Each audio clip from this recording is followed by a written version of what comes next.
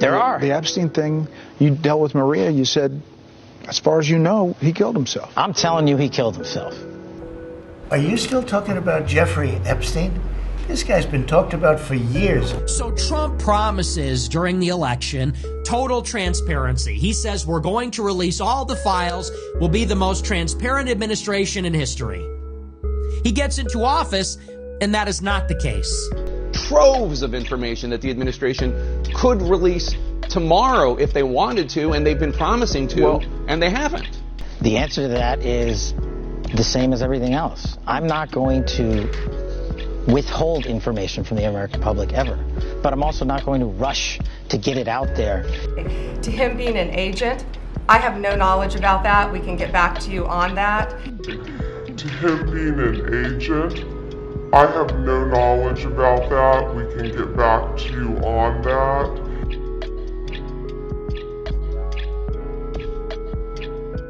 Absolutely nothing that we're going to go through in this video is meant to be anything more than an allegation that is unsubstantiated and needs further investigation.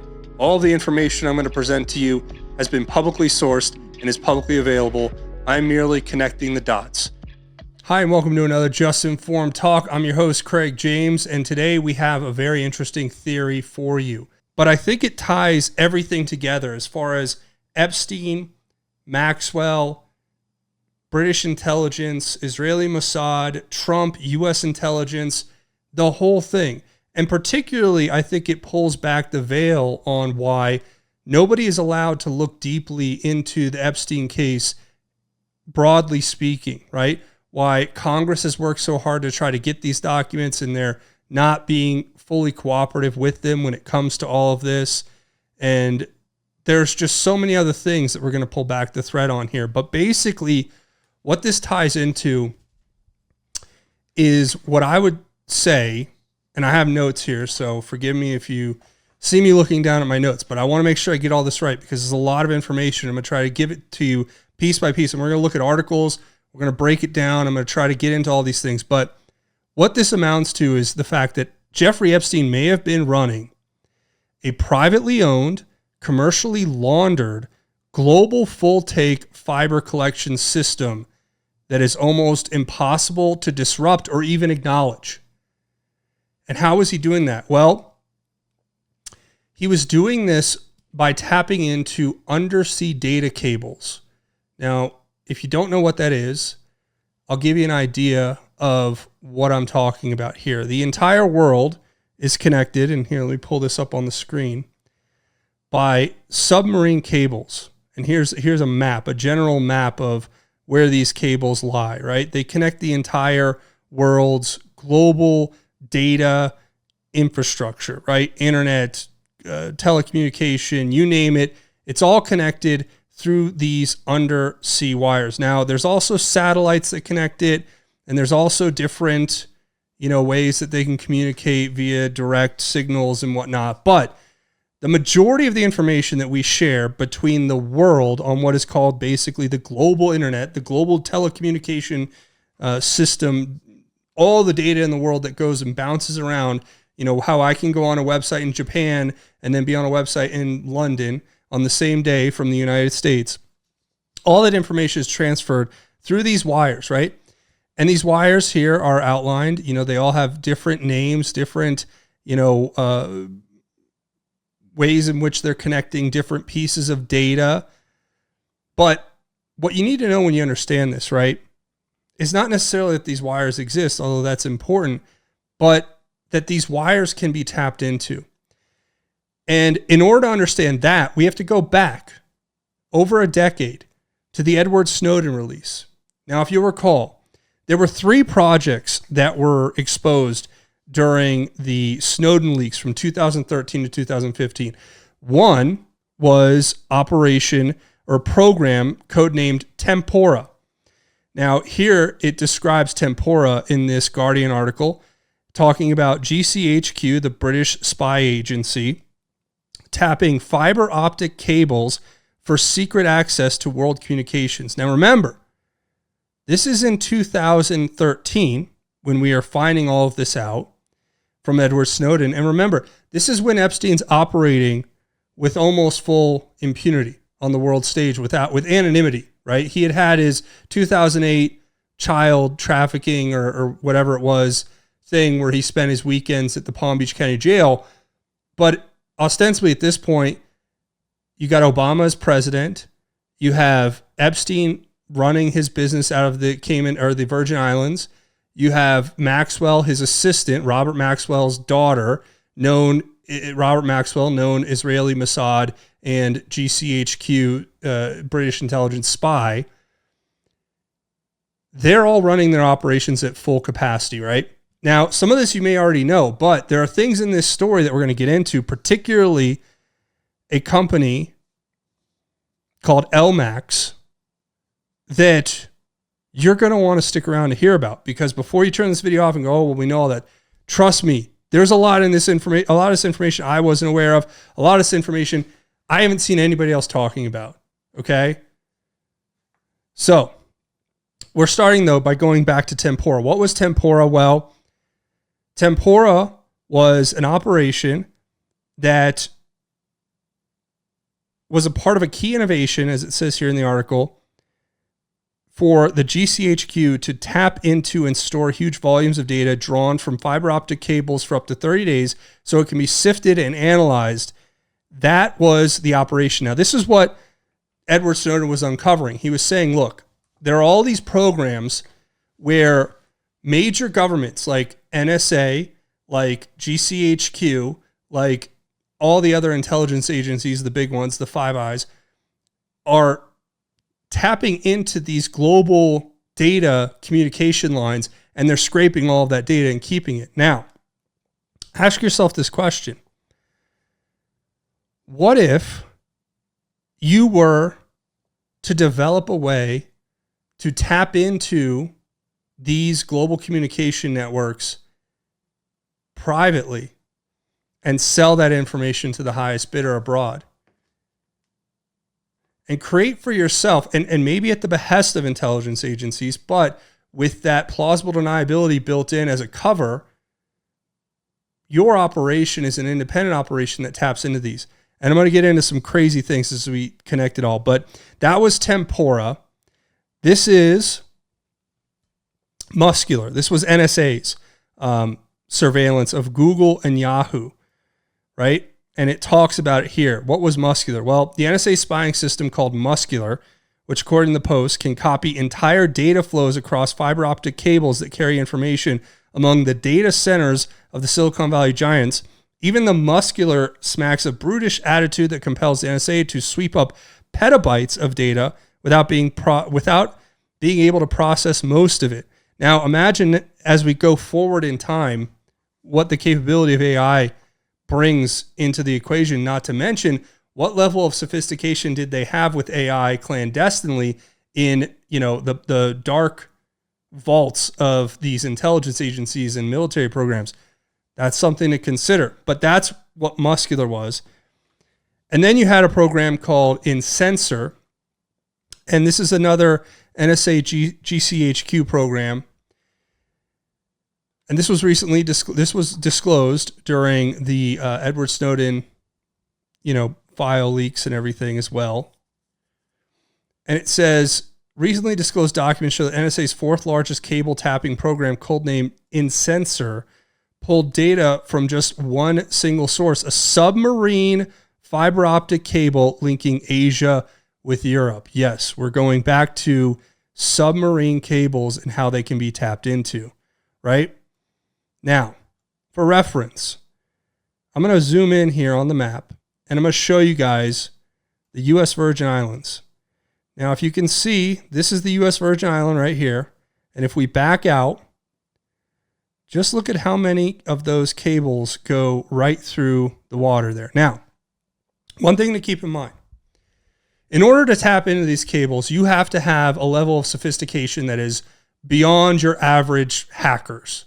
You need technology and systems and, just logistically, you need submarines and you need deep sea divers and you need these sort of systems, this technology that can link into these fibers. And these fibers are very carefully watched by the people who operate them. Meaning, if I tap into this, right, they know I've tapped into it. But this is something that is very difficult to do. And I want to read some things from my notes here. So the classic way you can tap into these lines is very difficult. And again, I have these notes here, but I want to try to explain this as best I can. So these would be some of the practical barriers for a non-state actor wanting broad range interception. So if you're just some person trying to tap into these lines, these are the things you'd have to overcome. First off, the cable routes, like the ones we're seeing here on the screen, these are not where the cables actually are. As a matter of fact, the cables are in many cases tens, if not hundreds of kilometers off of where these lines are laid for obvious security reasons. They don't tell you exactly where these cables are, so they're difficult to find. That's one thing.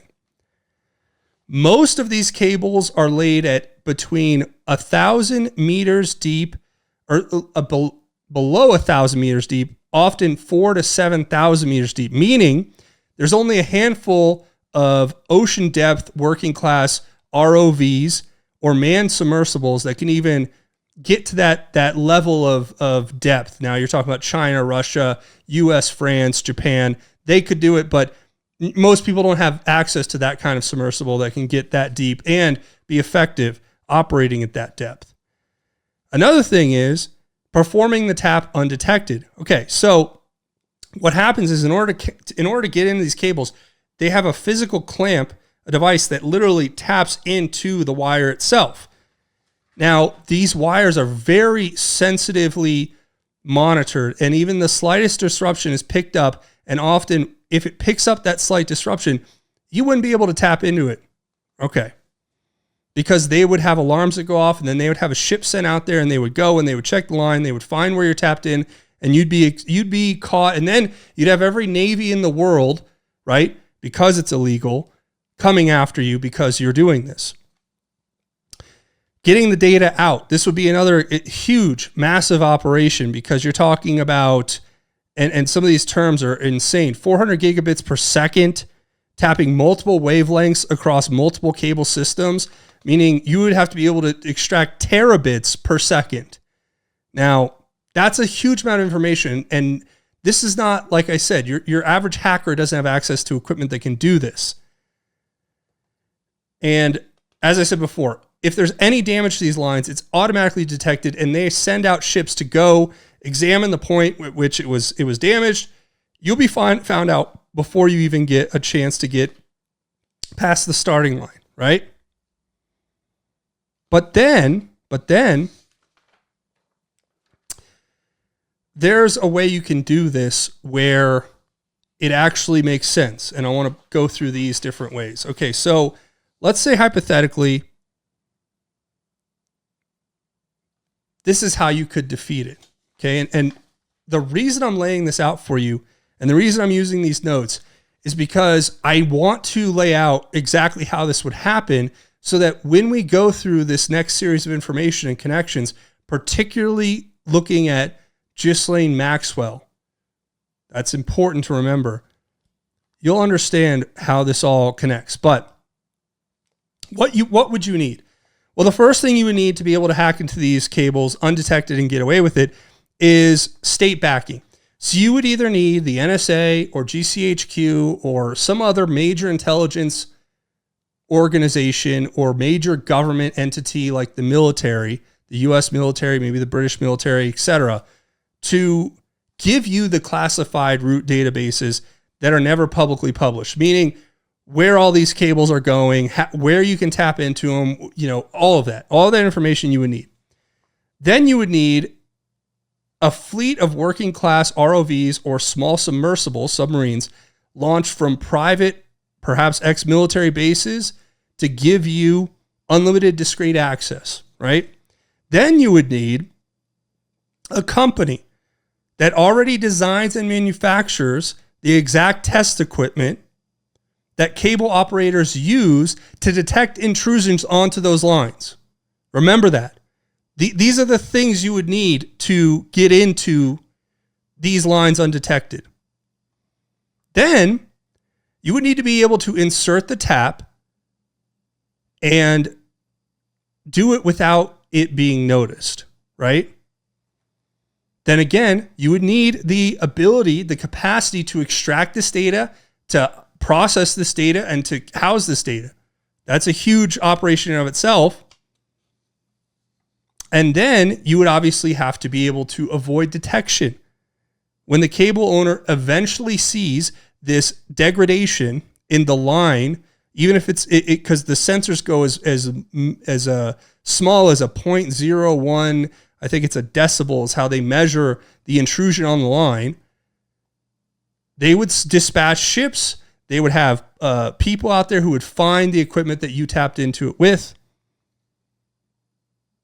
And then again, you would need the explicit state backing of GCHQ or the NSA or the US military or some other large entity, perhaps even like a Mossad, to give you some kind of diplomatic cover, to give you the protection from the Navy if you need it, or even the ability to lean on the cable owners to put pressure on them to just walk away and turn their eye. Because again, remember, this is all going back to the Edward Snowden disclosure. They were legally doing this under those programs that I outlined at the beginning of this video. Tempora, Muscular, Incensor. Those programs were legally doing it. They were going to the land-based connection points of these fibers in most cases, and they were cooperating with the private owners of these communication cables, and they were setting up extraction points that was diverting the information into major databases, which then they would source and they would use as a source for intelligence, right?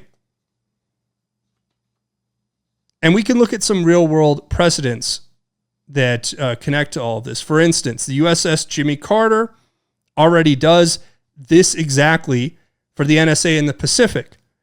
They use pods built by the U.S. defense contractors that look indistinguishable from normal repeaters.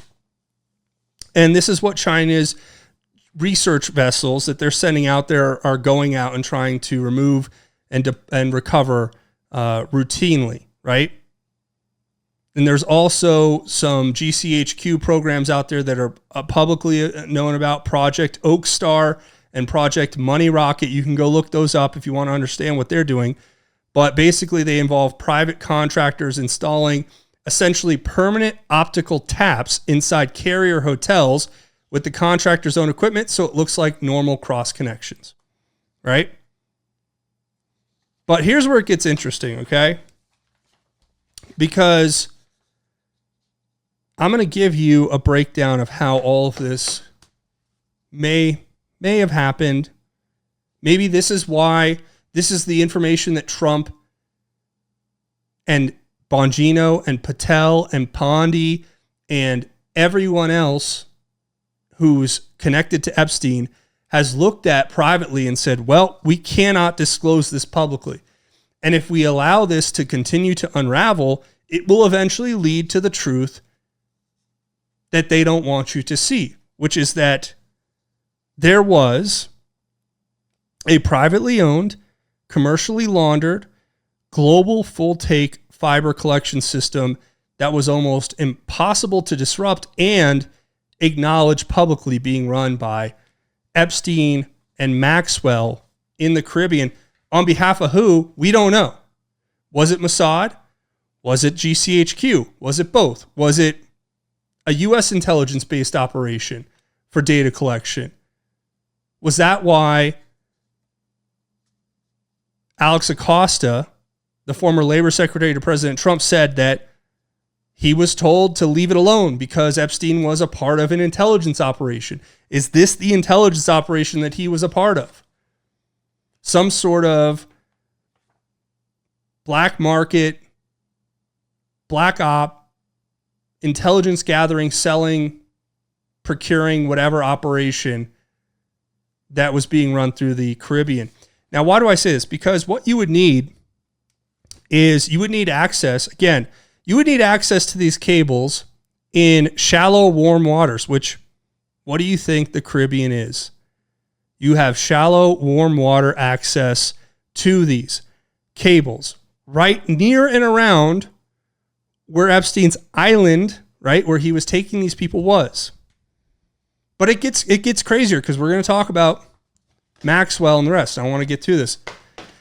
I hope this video doesn't go very long, but it might, and that'll be unfortunate if people don't watch it because this information needs to get out there. But let's just keep going. So remember when we couldn't find Ghislaine Maxwell after Epstein's arrest? They were like, where is she? Where is she? And the rumors were spreading that just Jeffrey Epstein, this is the Mirror now from the UK, alleged Madam Ghislaine Maxwell could be hiding in submarine. What? Why was she hiding in a submarine? Prince Andrew's pal, Ghislaine Maxwell, could be hiding beneath the sea in a submarine, according to the Daily Star. This is what they were saying online. And this ties back to Terramar, a project that was put together by Ghislaine Maxwell. And what was Terramar? Well, Terramar essentially was a project that she put together for ocean conservation. And get this, preserving the sovereignty of the ocean, where their organizational impetus or motivation was to preserve the sovereignty of the ocean and basically protect international waters and have the UN onboard itself into this operation to keep the waters of the oceans neutral or sovereign away from state actors and state and countries' abilities to operate and control them, right? That's an interesting. Not only that, but if you go to the website for Terramar, right, it had a pledge you could take to the ocean. I pledge allegiance to the ocean of the world and to anybody who wants to traffic children or take information from deep sea cables. Yeah. But what's even more interesting is when you actually look through like what she said, there are some interesting quotes she wrote about this, right? One interesting quote here. Ghislaine Maxwell wrote of her lifelong affinity with the ocean, saying, quote, "My love of the sea and adventure took me on an odyssey that eventually led me to flying deep worker submersibles, remotely operated underwater vehicles, and helicopters, as well as becoming a certified emergency medical technician." Well, that's quite a combination of things to be. She also said on her own website, this is captured by the Wayback Machine. This is a high 50. This was a part of the website, her blog. It says, during this time, quoting from her, "I also became a deep worker submersible pilot. It was after one of my first dives that I knew I was going to work in and around or on the ocean until I no longer could." So she was a submarine pilot. Now, a lot of people were saying that this is connected to some kind of trafficking of children, that the submarine was how they were getting children in and out of the island. But I think it has a lot more to do with getting access to the cables. And I'll explain, because there's a lot more, trust me, to explain on this. So first, what we have to do is understand the Epstein email release that just came out, right? Now, what I want to point out here is not necessarily the content of this email, although I'm sure these emails have content that we can look at in another video. But I want to point this out. Ghislaine Maxwell's email that she was using around 2011 and before and after that date with Jeffrey Epstein, which you can see his was jeevacation@gmail.com. But look at her name. Her username was gmax, gmax1 at lmax.com. lmax.com. Okay? lmax.com. Sorry, that wasn't pulled up there. Now, what is lmax.com? Well, this was a part of a corporation. This was a website that was incorporated by Ghislaine Maxwell, LMAX LLC, which was registered in Florida. She was one of the managing partners there. Ghislaine Maxwell was on the title documents. But it connects also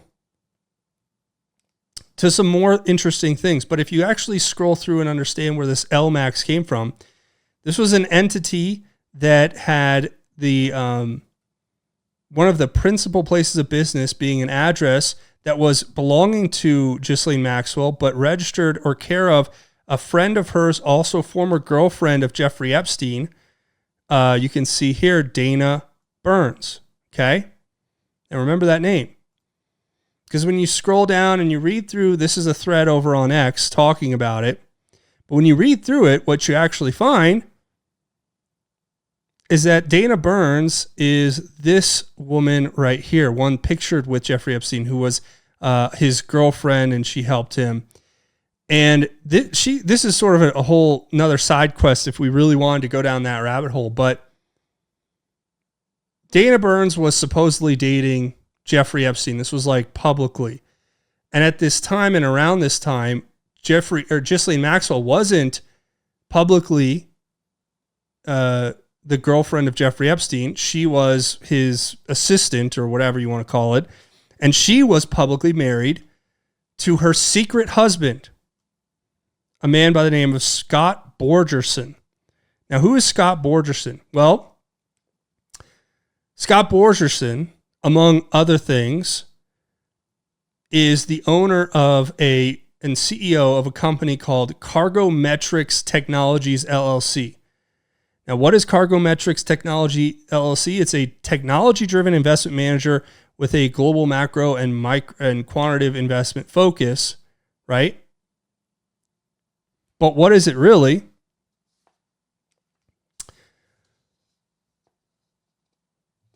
What it really is a maritime analytics platform that has every imaginable piece of information you could have about the real-time positions of ships, weather port congestion, commodity flows, right?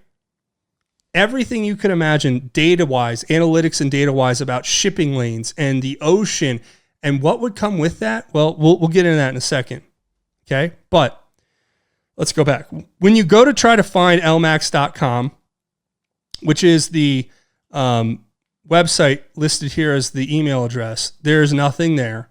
You can go to the internet Wayback Machine. It's basically been scrubbed.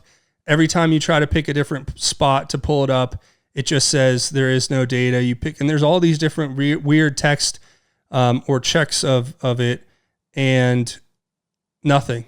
It's nothing. It gets the same thing. Error page cannot be displayed, right? That's what you get when you try to find it.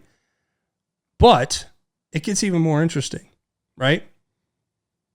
Because not only was Ghislaine Maxwell a submarine pilot who's very good at submersibles and underwater ROV operation, she was married to a guy who was in basically one of the largest firms dealing with shipping data analytics.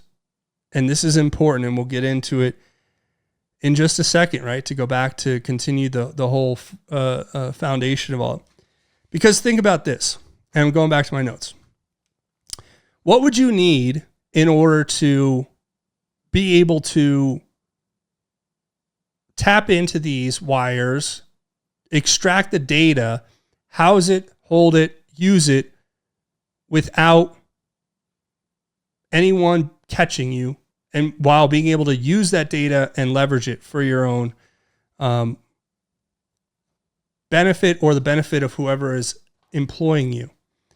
Well, as I said before, you would need the legal presence on every major cable route. Now, what does that mean? The company, Scott Borgerson's company, again, because it's in maritime data analytics,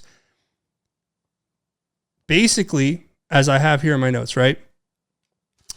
You would have everything that justifies laying your own private subsea fiber from your Caribbean island to every important hub, Miami, New York, Panama, Bermuda, Brazil, Azores, etc., completely in the open under the banner of low latency shipping analytics. So you could lay your own wire next to all these other wires, and it would be for analytical purposes, right? And this is going through all the reasons why it would work. You already could track every cable laying ship because you have access to the analytics, every repair vessel because you have access to the analytics, and every research ship on the planet in real time because your company manages the analytics for that data, right? And the moment any vessel capable of finding your tap, the tap that you put into that wire to extract that data, heads toward your operating area, you get weeks of warning because ships don't move that fast, remember. And simply pause operations and move the pod that you've tapped into that wire with to another location a few 100 meters away, right? You'd have plausible cover for installing your own repeaters and branches because your maritime big data company can go invest in new private cables or branch units on consortium cables, right? Like the new Google, Facebook Meta cables, or the Elolink cables, or the Ametite cables, or the Fermina cables. These are different examples of cables that run. You install factory certified opticals that tap into your own branch units of repeaters, completely undetectable because you built the hardware. Now remember, this is where it gets into the hardware.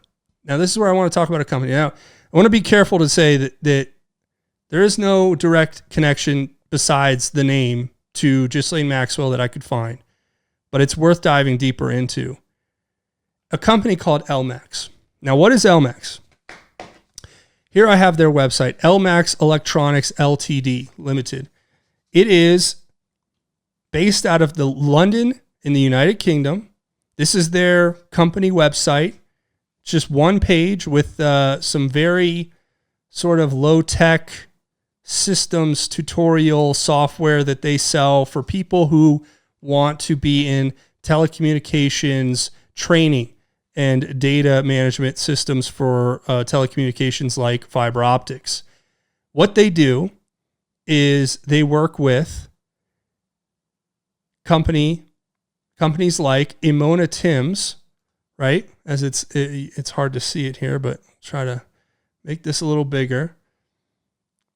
It's LMAX Electronics is a supplier of fiber optics, electronics, telecommunications to test and train people on fiber optic equipment. That's interesting. If you look down here at the bottom, it's an electronics company from the UK, and it says here that some of the trademarks are registered to Emona Timms, which is a company that they seem to be working with. Now, what is Emona Timms?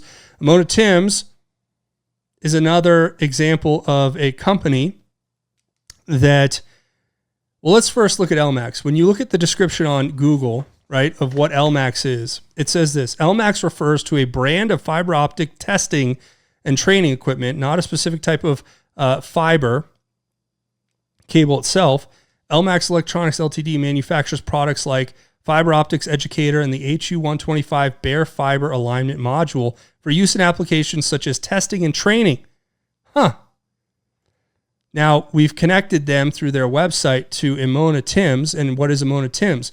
Emona Timms is an educational tool that uses specialized hardware and software to help students learn about fiber optic communication by practically implementing and testing concepts like transmission, splitting, filtering, and multiplexing. So remember, what did you need to be able to tap into these undersea fiber cables undetected?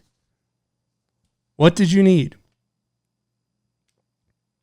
You needed a way to avoid detection. What better way to avoid detection than to have a company that you can utilize that sells the equipment that monitors the cables, the testing equipment that monitors the cables that would pick up the disruptions that you would cause if you yourself tapped into that line to extract that data. Now, again, we don't have much information on LMAX beyond the name matching the email address and website that is registered as an LLC in Florida under Ghislaine Maxwell's name. But when you put it together with her boyfriend and his company, her background as far as family connection to the intelligence community, working operational knowledge of submersibles, location of operation in shallow, warm waters where there was a massive flow of data cables that connect this global internet system. It's a lot, right? Okay, but let's go on, right? So what else would you need? You would need an ability to process the information, right? To exfiltrate the bandwidth from these things. How would you do that? Well, if you had, let's say you had access to a major data analytics company, one of the biggest maritime data analytics companies in the world, you may have access to the systems necessary to process, hold, and sift through the data that would come from tapping into these lines, right? If you needed to launder the money that you were being paid for the information that you're extracting from these lines and selling to the highest bidders, well, again, the maritime analytics company, which is enormously profitable in its own right, because hedge funds and shipping giants pay millions for their data, that cash funds everything else while giving you top-tier access to anything you want, whether it's the ministers of governments, the admirals that run the ships, or the regulators in every port state. It wouldn't matter. Obviously, this would also give you a built-in kill chain, as it says here, for disinformation and denial. When a cable operator finally notices something strange and starts asking questions, your maritime platform already knows which ship they've chartered, where it's going, and who paid for it. So you know exactly who to bribe, who to intimidate, who to threaten.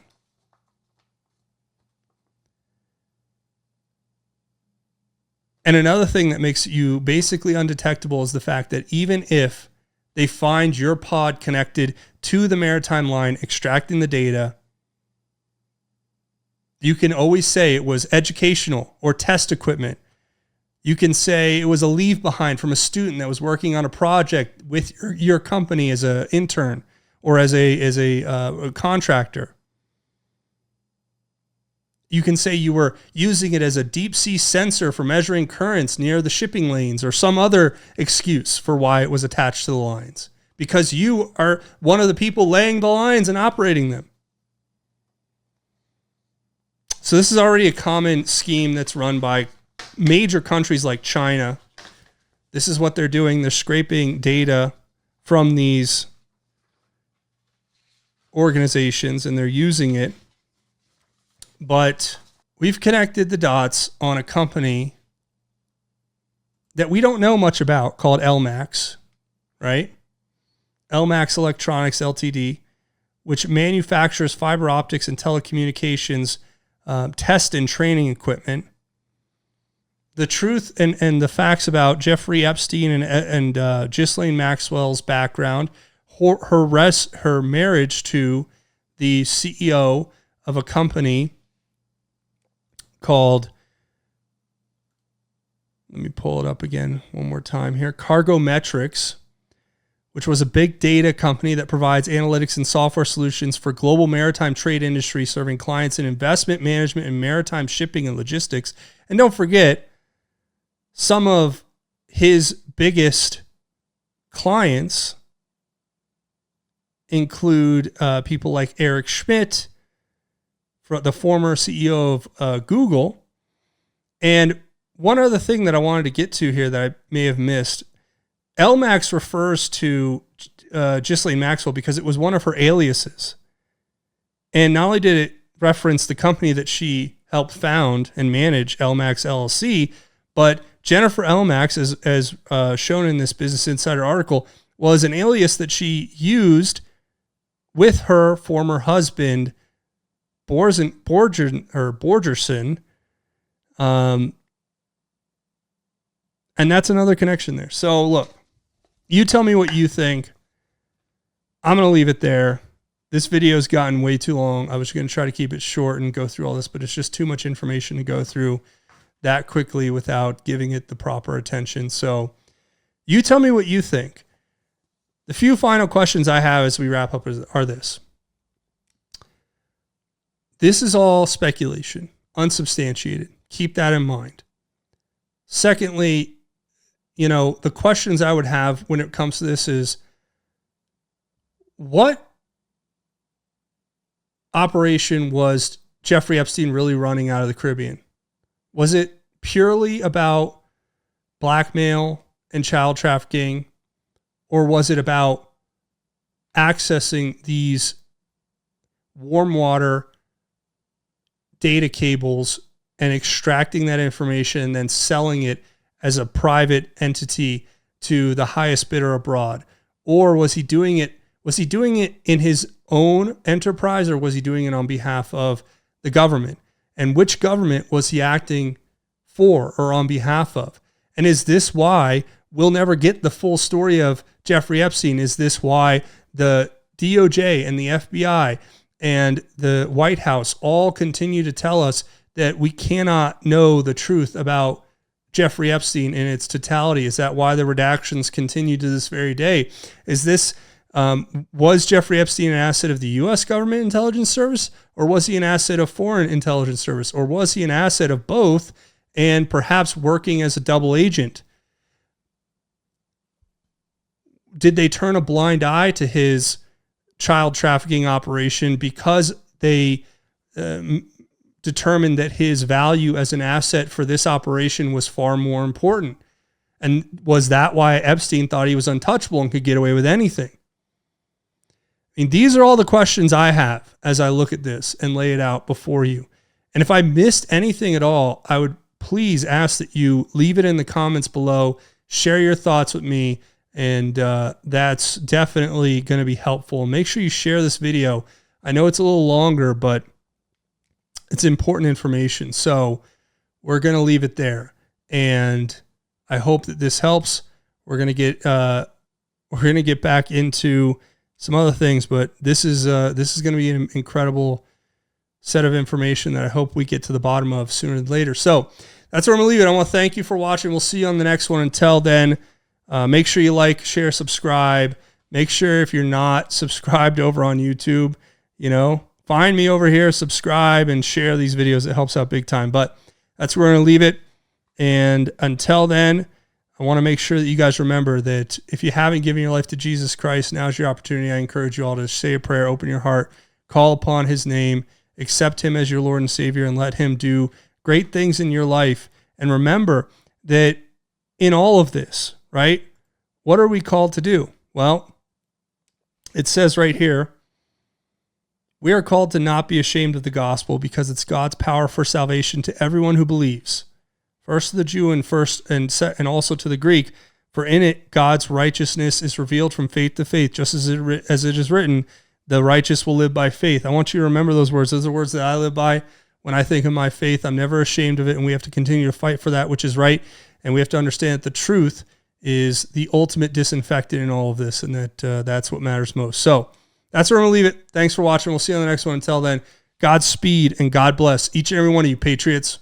I just want to take a minute to thank one of our sponsors, our friends over at godsfeedingstation.org. It's an online ministry, 100% free to use. And all you got to do is go to their website or download the app under the name God's Feeding Station today at whatever app store services your smartphone or device. And starting December 6th on their broadcast channel, you'll be able to explore prophecies of the coming Messiah. Then from December 15th, you can delve into the birth of Christ. So make sure you go check out godsfeedingstation.org or download the God's Feeding Station app today.